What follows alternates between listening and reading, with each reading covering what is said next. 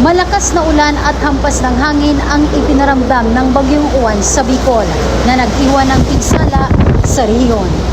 Ayon sa ulat ng Pag-asa, tumama sa Bicol Region ng bagyo na may lakas ng hangin hanggang 155 km per hour malapit sa sentro at pagbugsong umaabot sa 190 km per hour. Inaasahan itong tuluyang lalabas sa rehiyon ngayong gabi. Kaugnay nito, puspusan ng Humanitarian Assistance and Disaster Response Operations ng 9th Infantry Spear Division sa iba't ibang lugar sa Bicol Region bilang tugon sa pananalasa ng bagyo.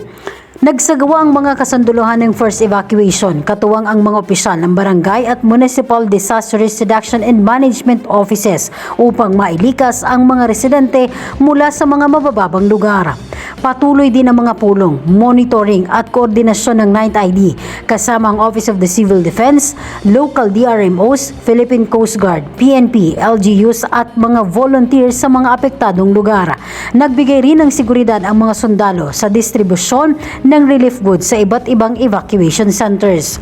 Ayon sa pamunuan ng 9th ID, handa ang tropa na magbigay ng tulong para sa kaligtasan at agarang pagbangon ng mga komunidad. Pinayuhan niya ang publiko na sundin ang mga abiso ng lokal na pamahalaan at iwasang bumalik sa mga delikadong lugar habang nananatili ang masamang panahon. Manatiling nakasubaybay para sa karagdagang updates sa Bagyong Uwan. Kapayapaan para sa lahat. Christina Atole, Spear News.